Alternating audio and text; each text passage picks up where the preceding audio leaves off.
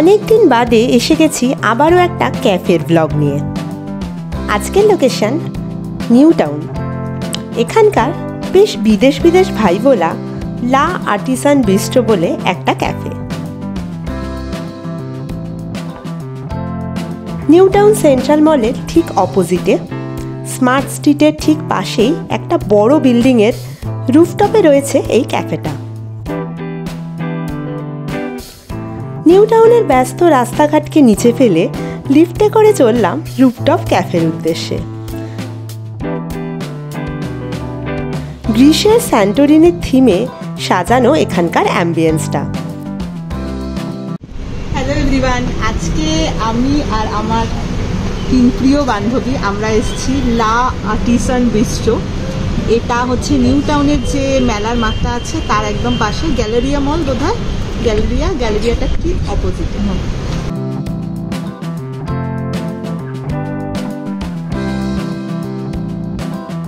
Indoor আর outdoor দুটো পার্টে divide করা এখানকার সিটিং অ্যারেঞ্জমেন্টটা।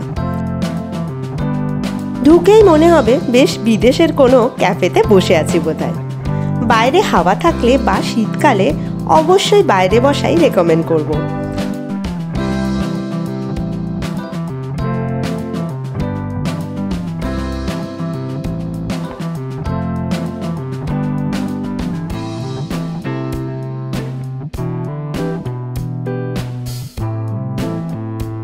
হোয়াইট আর ব্লু এর কম্বিনেশনের সাথে মানানসই বোগেনভেলিয়ার গাছপালা দিয়ে সাজানো খুব সুন্দর আউটডোর এনভায়রনমেন্ট এইটা। টোটালি ইনস্টাগ্রামেবল যাকে বলে, চুটিয়ে ছবি তোলা যাবে আর কি।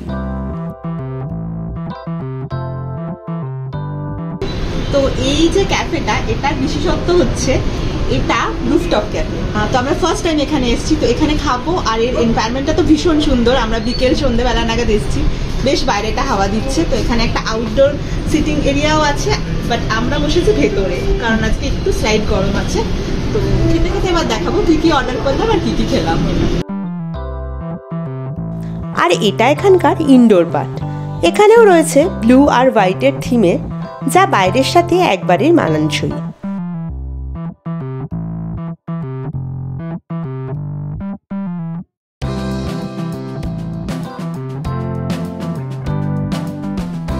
যাই হোক, এবারে আসা যাক মেন কাজে, মানে খাবার। এটি একটি ইটালিয়ান ক্যাফে। এখানে soup, salad, pizza, pasta, sandwich, কিছু স্মল বাইটস, ডেজার্ট সবই পাওয়া যায়। আর অ্যালকোহলিক বিভারেজও আছে।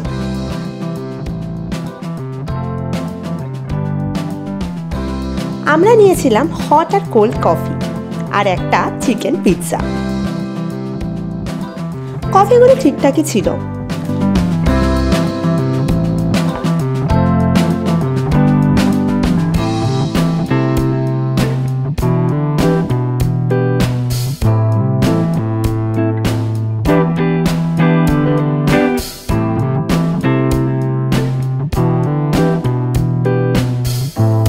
আর থিন ক্রাস্ট পিৎজাতেও চিকেন আর চিজ ভালোই ছিল।